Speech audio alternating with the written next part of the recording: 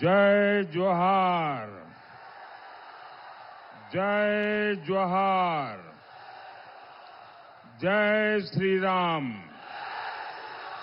जय श्री राम। मैं मां भद्रकाली और मां छिन्नमस्तिका के चरणों में प्रणाम करता हूं। आज चतरा की धरती पर ये जन सैलाब और जितने अंदर है उससे 4 गुना बाहर है।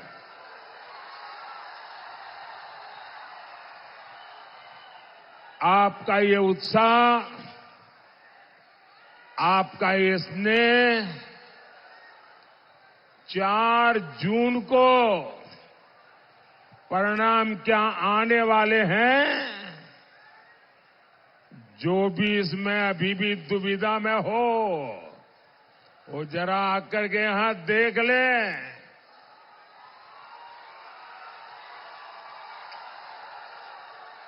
4 जून के नतीजे क्या होंगे ये चतरा की धरती पर से आपको दिखाई देगा।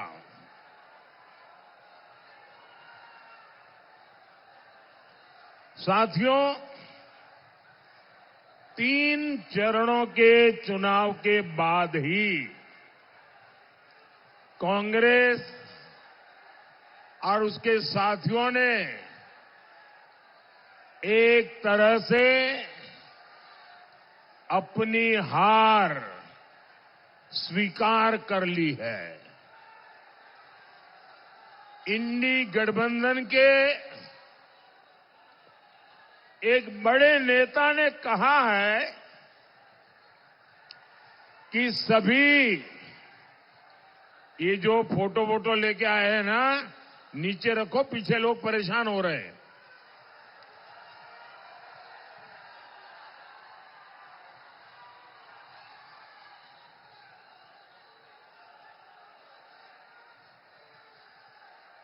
इंडी अलायंस के एक बहुत बड़े नेता ने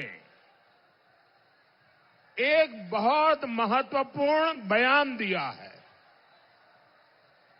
और इसको 3 दिन हो गए और जो लोग राजनीतिक परिस्थितियों के जानकार हैं उनकी नजर उस तरफ गई लगती नहीं है। मेरे हिसाब से उनका ये बयान बहुत ही सोचा समझा बयान है और बहुत ही निराशा में से पैदा हुआ बयान है। एक बड़े नेता ने कहा है कि इंडी अलायंस के साथ जुड़ी हुई जो क्षेत्रीय पार्टियां हैं उन्होंने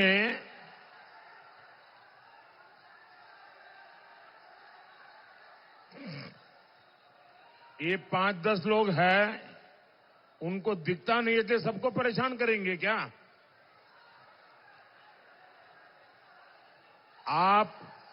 आप मुझे देख नहीं पाते हैं, संख्या बहुत है, मैं आपकी क्षमा मांगता हूं, लेकिन कृपा करके मेरी आवाज सुन लीजिए।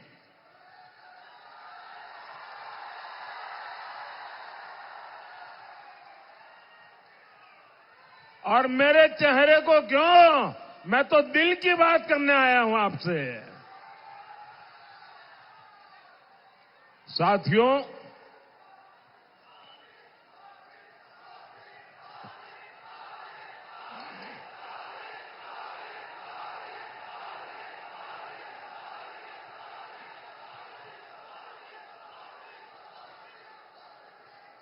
मैं बड़ी महत्वपूर्ण बात बता रहा हूं। और मैं पक्का मानता हूं देश भर के लोग अगर टीवी पे मुझे अभी देखते होंगे, सुनते होंगे, तो जरूर उनका भी ध्यान जाएगा। ये महत्वपूर्ण झारखंड के लिए भी है। ये महत्वपूर्ण देश के आने वाले दिनों के घटनाक्रम से जुड़ा हुआ है। कांग्रेस जो इंडी अलायंस चल रहा है, उस इंडी अलायंस के एक बहुत बड़े नेता ने उन्होंने कहा है कि चुनाव के बाद जो छोटे छोटे राजनीतिक दल है, उन सब ने कांग्रेस में विलय कर देना चाहिए। और ये बयान कांग्रेस के नेता का नहीं है, एक छोटी पार्टी के नेता का बयान है, लेकिन बड़े नेता का बयान है। उन्होंने कहा कि ये जो छोटे छोटे दल है, जेएमएम जैसे, उन सब ने अपना विलय कांग्रेस में कर देना चाहिए।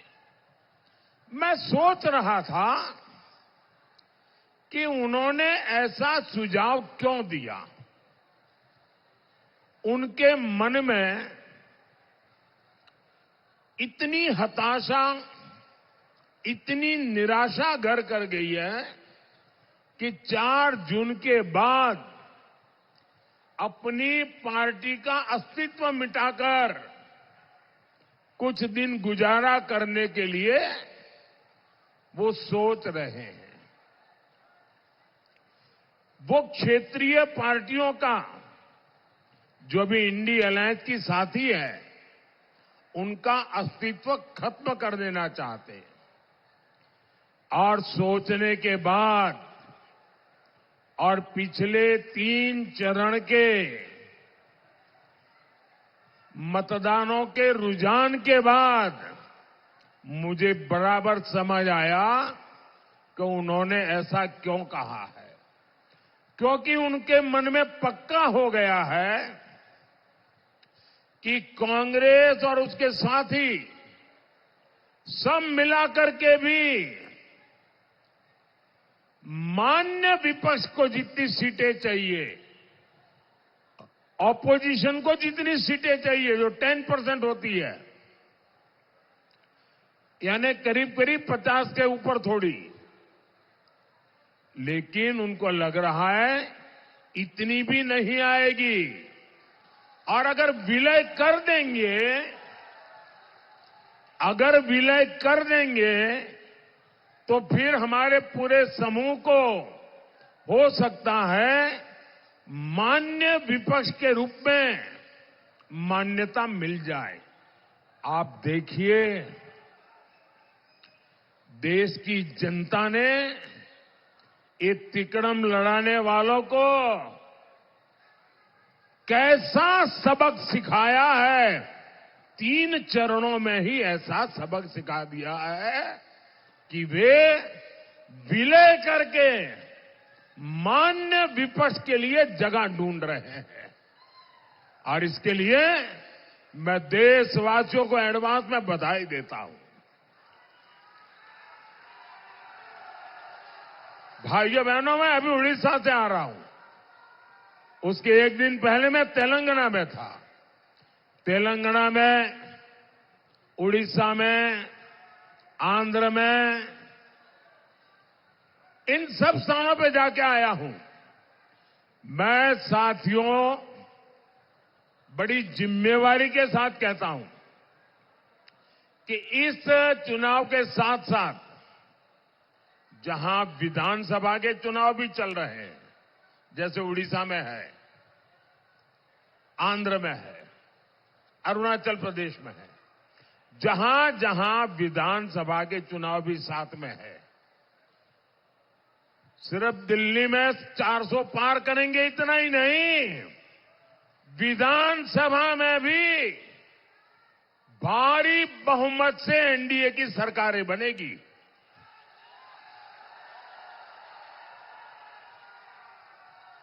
और ये शाहजादे को, उनकी पार्टी को, उनकी उम्र से भी कम सीटें मिलने वाली हैं।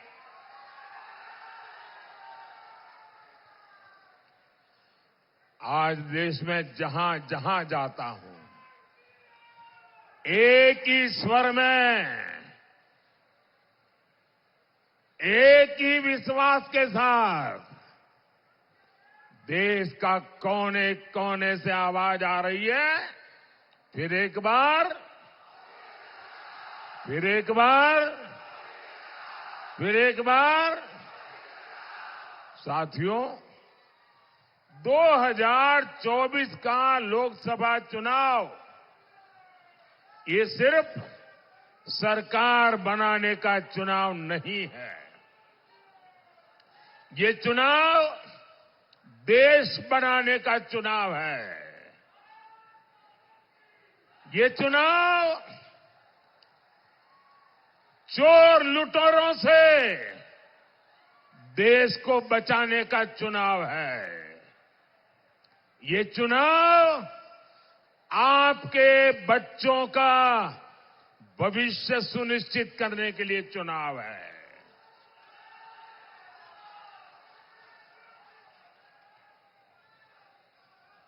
आप तो जानते हैं ना, वो कौन लोग हैं जिससे देश को बचाना बहुत जरूरी है। जेएमएम, कांग्रेस और इंडी गठबंधन के जो कारनामे हैं, उनकी जो सोच है, उनकी जो दिशा है,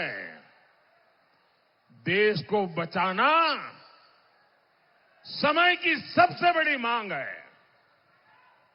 आपने देखा कैसे जेएमएम और कांग्रेस के ठिकानों से नोटों के पहाड़ निकल रहे हैं। नोटों के पहाड़।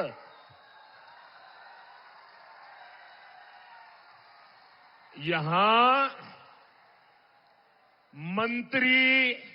मंत्री का पीए का भी नौकर,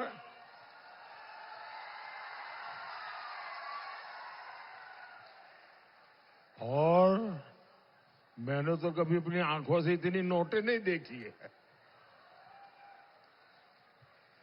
यहां नोटों के पहाड़ उगाने का काम झामुमो, जेएमएम और कांग्रेस ने किया है। और बेशर्मी देखिए,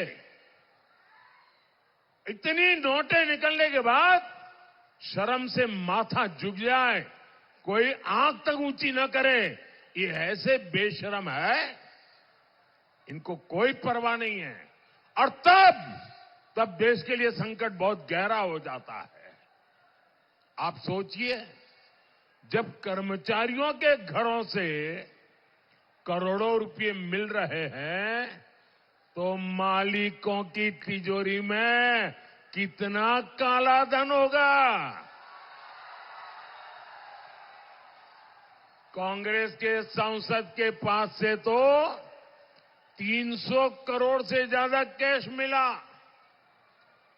अरे नोट गिनने वाली मशीनें गिनते गिनते खराब हो गई, मशीनें हांफने लग गई। गिनते थे लेकिन नोट खत्म नहीं होती थी। जरा मेरे भाई बहन बताइए, ये पैसा किसका है? ये पैसा किसका है? ये पैसा किसका है? ये पैसा किसका है? आपके घर में से अगर कोई 5,000 रुपए भी चोरी कर जाए, तो आप चोर को सजा मिले चाहते हो कि नहीं चाहते हो? चोर पकड़ा जाए चाहते हो कि नहीं चाहते हो? चोर जेल जाए चाहते हो कि नहीं चाहते हो? तो देश के लूटने वाले जेल जाने चाहिए कि नहीं जाने चाहिए? देश को लूटने वाले जेल में रहने चाहिए कि नहीं रहने चाहिए? ये पैसा आपका पैसा है। ये पैसा झारखंड के लोगों का पैसा है। और ये पैसा आपसे लूटने वालों के खिलाफ मैं पूछना चाहता हूं, कड़ी से कड़ी कार्रवाई होनी चाहिए कि नहीं चाहिए? कौन कर सकता है कार्रवाई? ये कड़ी कार्रवाई कौन कर सकता है? कौन कर सकता है भाई? जिसके ऊपर कोई दाग नहीं लगा है ना, वो आपका बेटा मोदी कर सकता है जी।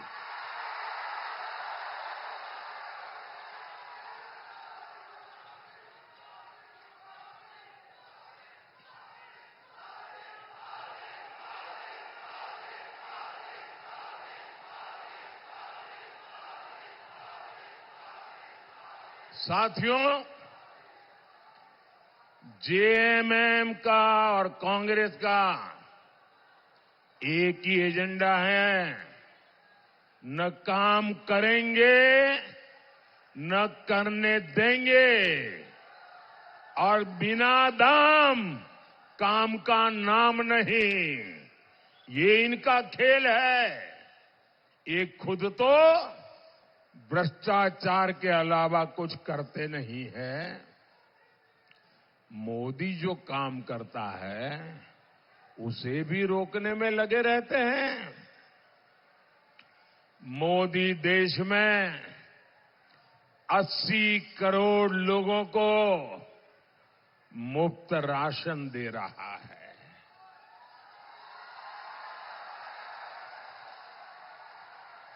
साथियों, मैं गरीब परिवार में पैदा हुआ हूं।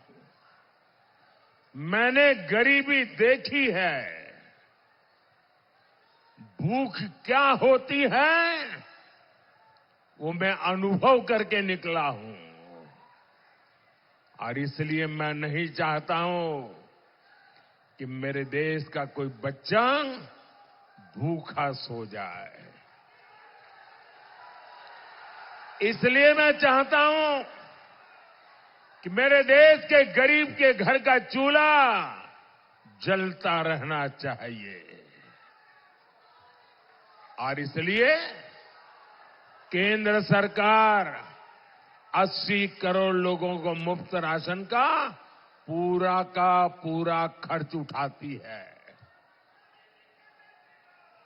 लेकिन झारखंड में इन लोगों ने राशन बांटने की व्यवस्था तबाह करके रख दी है।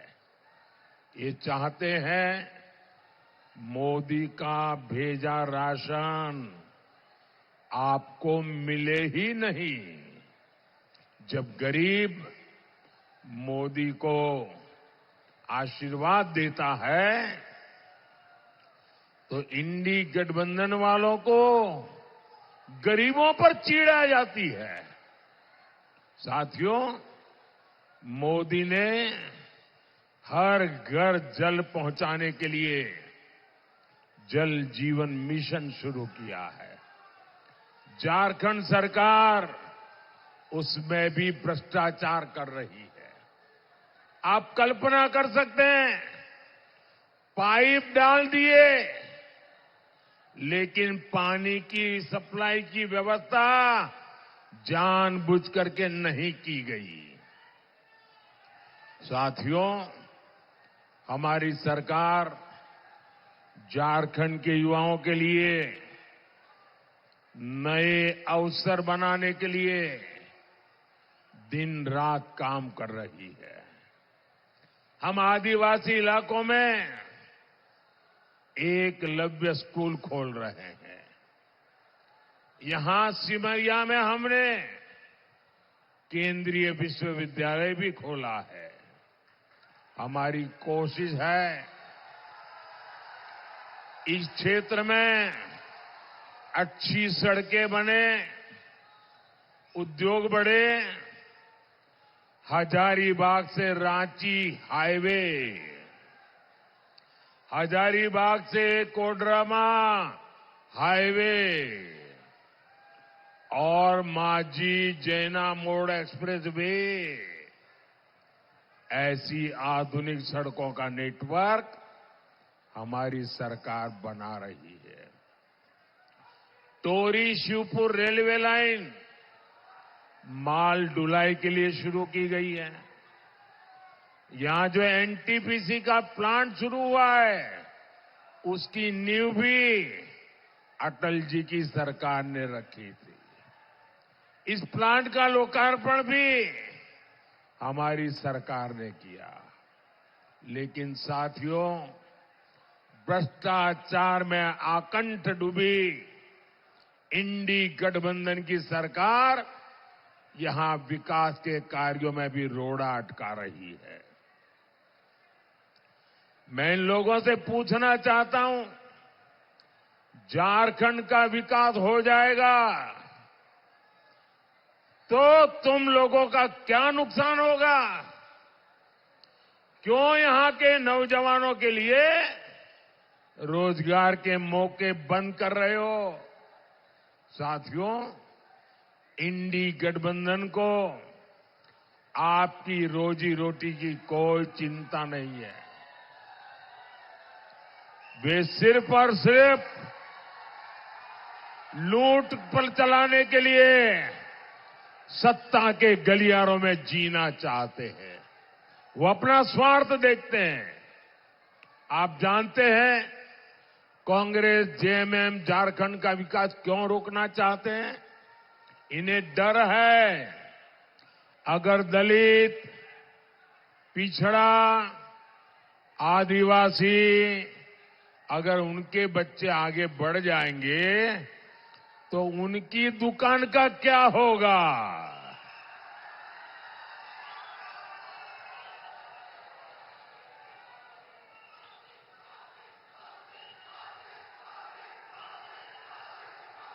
एक तरफ मोदी है जो स्थानीय भाषाओं में डॉक्टरी की, इंजीनियरिंग की पढ़ाई शुरू करवा रहा है। मैं चाहता हूं कि मेरे आदिवासी भाई बहनों के बच्चे भी ज्यादा से ज्यादा डॉक्टर, इंजीनियर बने। लेकिन कांग्रेस, जेएमएम को आपके बच्चों के भविष्य की परवाह नहीं है। आपको याद है ना, चुनाव से पहले जेएमएम ने हर साल 5 लाख नौकरी देने का वादा किया था। क्या नौकरियां दी क्या उन्होंने?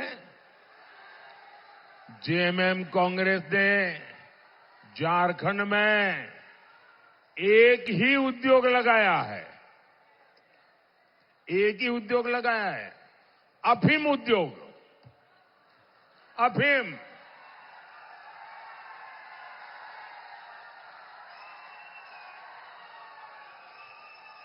ये अफीम किसका भला करेगा भाई? ये आपकी आने वाली पीढ़ियों को बर्बाद करेगा कि नहीं करेगा? ये काला कारोबार सरकार के संरक्षण में चल रहा है। ये आपके बच्चों को नशे के दलदल में फेंकना चाहते हैं। साथियों, कांग्रेस और उसके साथियों को आपकी भावनाओं की जरा भी परवाह नहीं है। 500 साल के इंतजार के बाद, 500 साल के इंतजार के बाद अयोध्या में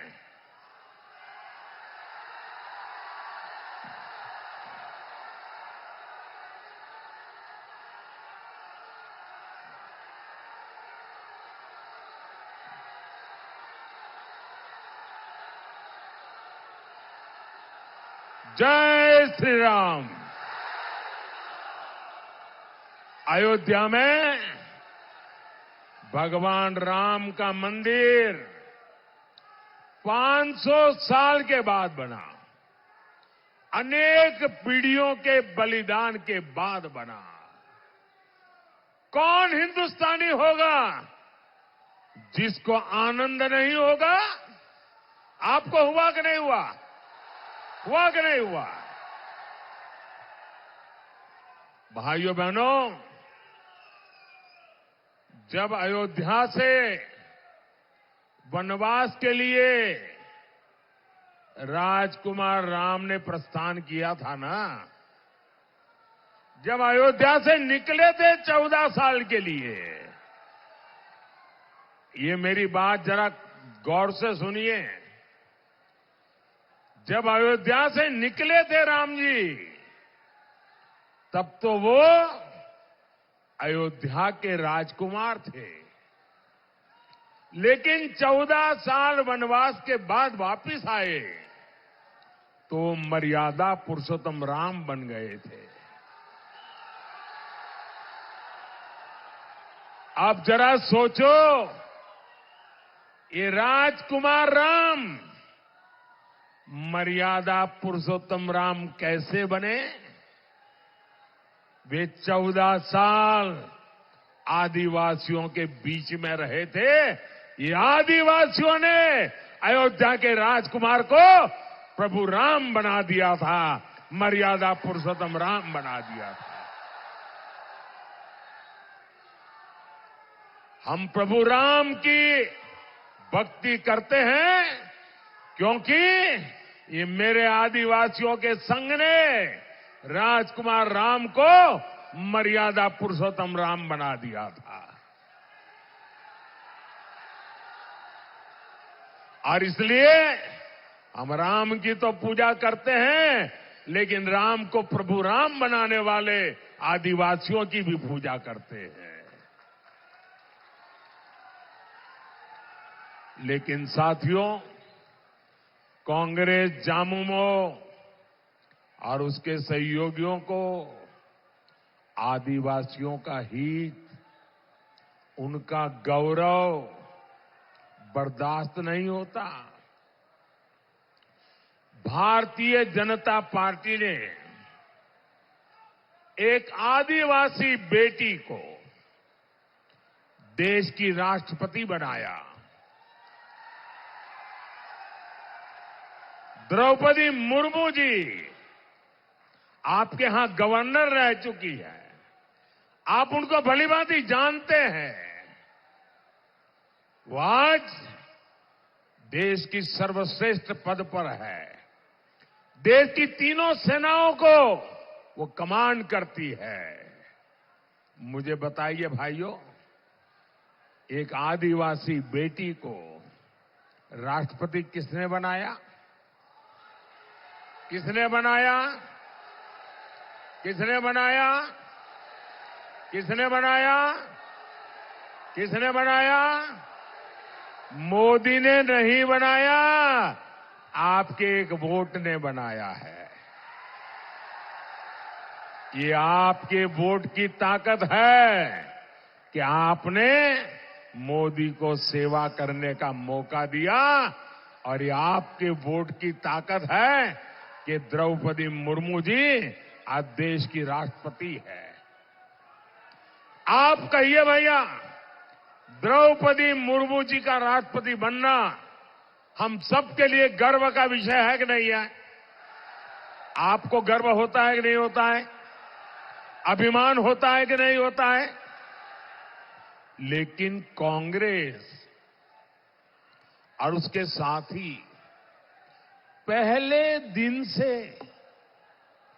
आदिवासी बेटी द्रौपदी मुर्मू राष्ट्रपति बन गई, ये पचा नहीं पा रहे हैं। डगर डगर पर उनका अपमान करते हैं। जो ताजा घटना घटी है, ये घटना बहुत गंभीर है भाइयों, और इसलिए मुझे देशवासियों के सामने मेरी पीड़ा व्यक्त करना जरूरी है। भैया वो तस्वीर नीचे रख दो, आप नीचे बैठिए। तस्वीर नीचे रखो, आप भी नीचे बैठो, नीचे बैठिए आप। धन्यवाद। देशवासियों के सामने मैं मेरी पीड़ा व्यक्त करना चाहता हूं। हमें राष्ट्रपति का पद इतना महत्वपूर्ण होता है, गलती से भी उसको अपमानित नहीं करना चाहिए। लेकिन कांग्रेस पार्टी जिसकी सोच 18वीं शताब्दी की सोच है, 18वीं शताब्दी की सोच है, पापी मन है। क्या हुआ मैं बताता हूं। अभी हमारी राष्ट्रपति जी अयोध्या प्रभु राम लला के दर्शन करने, वहां पूजा अर्चन करने गई थी और पूजा अर्चन करके आई। ये कांग्रेस वालों की 18वीं शताब्दी की मानसिकता, विकृत मानसिकता, पापी मन ये कह रहा है। घोषणा की उन्होंने प्रेस कॉन्फ्रेंस करके मुंबई में, ये कहा कि ये राम मंदिर का अब हम शुद्धिकरण करेंगे, राम मंदिर को गंगा जल से धोएंगे। क्या एक आदिवासी प्रभु रामलला के दर्शन करे और इसलिए आपको मंदिर धोना पड़े? ये कौन सी मानसिकता है आपकी? ये राष्ट्रपति का अपमान है कि नहीं है? राष्ट्रपति का अपमान है कि नहीं है? नारी का अपमान है कि नहीं है? हिंदुस्तान का अपमान है कि नहीं है? प्रभु राम का अपमान है कि नहीं है? राष्ट्रपति का अपमान है कि नहीं है? ऐसे लोगों को माफ कर सकते हैं क्या? कभी भी माफ कर सकते हैं क्या? हिंदुस्तान ऐसे लोगों को माफ कर सकता है क्या? भाइयों बहनों, ये कांग्रेस वाले लोग हैं, उन्हें सिर्फ आपसे वोट चाहिए, उनको आपके प्रति प्रेम नहीं है, वो आपको मनुष्य मानने को तैयार नहीं है। भाइयों, इतना बड़ा पाप उन्होंने किया और इसलिए पीड़ा मैं देशवासियों के सामने रख रहा हूं। मुझे बताइए, ये लोग आपसे एक वोट पाने के हकदार है क्या? साथियों, कांग्रेस के शहजादे इन दिनों एक नया फॉर्मूला लेकर आए हैं। आपने सुना होगा, वो कह रहे हैं कि कांग्रेस आएगी तो आपकी संपत्ति की जांच करवाएगी, एक्सरे करेंगे, एक्सरे, और आपके पास कितनी जमीन है, माताओं बहनों के पास सोना चांदी गहने क्या है, ये सारा एक्सरे मशीन से खोजा जाएगा। आपकी संपत्ति भी, आपकी मेहनत की कमाई की संपत्ति भी आप अपने संतानों को नहीं दे पाएंगे। वो ऐसा कानून लाने वाले हैं, अगर आपके पास 10 एकड़ भूमि है तो आपके संतानों को 5 एकड़ ही दे पाएंगे। 5 एकड़ ये शहजादे की सरकार लूट लेगी। आपके पास गांव में एक घर है और शहर में छोटा सा घर लिया, 2 घर है तो एक गया। क्या आपकी मेहनत की कमाई आप किसी को लूटने देंगे क्या? किसी को लेने देंगे क्या? ये आपकी मेहनत की कमाई पर आपका हक है कि नहीं है? आपके बच्चों का हक है कि नहीं है? ये लूटना चाहते हैं और मोदी दीवार बन के खड़ा है।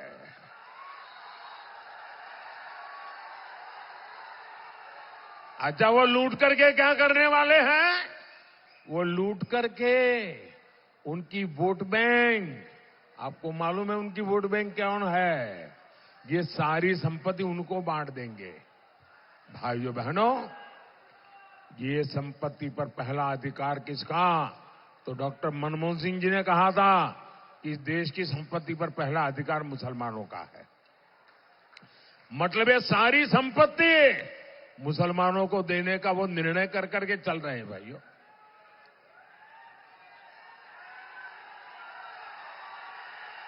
साथियों, ये कांग्रेस का पंजा हमारे दलितों, हमारे पिछड़ों, हमारे आदिवासियों का आरक्षण भी छीनना चाहता है। ये पूरे देश में इस काम में जुटे हुए हैं कि एससी, एसटी, ओबीसी का आरक्षण छीनो और अपने वोट बैंक को दे दो। इन्होंने आंध्र प्रदेश में यही किया। रातों रात सभी मुसलमानों को ओबीसी बना दिया और कर्नाटका में जो ओबीसी थे उनका हिस्सा लूट लिया। भाइयों बहनों, बाबा साहब आंबेडकर ने धर्म के आधार पर आरक्षण का विरोध किया था। धर्म के आधार पर आरक्षण को कोई सहमत नहीं था। सुप्रीम कोर्ट ने भी मना किया है। ये धर्म के नाम पर आरक्षण कर करके इस देश के एससी, एसटी, ओबीसी को मिला हुआ हक लूटना चाहते हैं। और इसलिए भाइयों बहनों, हम सबको बहुत चौकन्ना रहने की जरूरत है।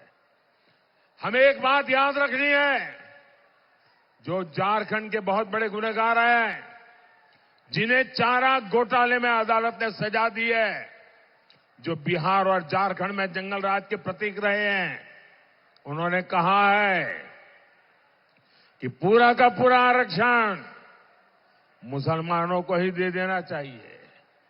यानी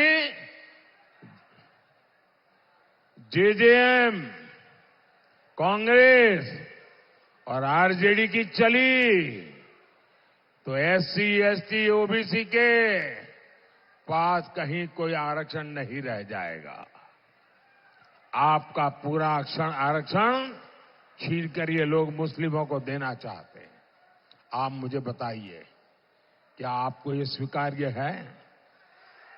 आपको ये मंजूर है?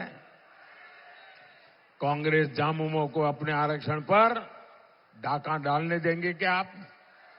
साथियों, तुष्टीकरण की राजनीति का सबसे बड़ा नुकसान दलित, पिछड़ और आदिवासी को होता है। जब केंद्र में कांग्रेस की सरकार थी तो उसने खेल कई राज्यों में खेला। कांग्रेस ने घुसपैठियों को समर्थन दिया। नतीजा ये कि दलित और आदिवासियों की जमीन पर घुसपैठियों ने कब्जा कर लिया। अब वही आग ये लोग झारखंड में लगाना चाहते हैं। जेएमएम सरकार में यहां घुसपैठियों की संख्या तेजी से बढ़ रही है। हमारे आदिवासी समाज की बच्चियां घुसपैठियों का शिकार हो रही है। बच्चियों को जिंदा जलाने की घटना सामने आ रही है। ये जो घुसपैठिए आए हैं, ये क्या वहां से अपनी जमीन लेकर आए हैं क्या?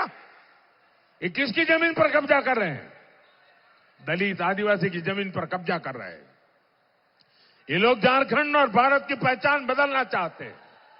इसलिए आपको इनसे सावधान रहना है। साथियों, 20 मई को आपका हर वोट झारखंड के लिए सुरक्षा का ढाल बनेगा। आपका वोट देश विरोधी ताकतों को रोकने के लिए मोदी को ताकत देगा।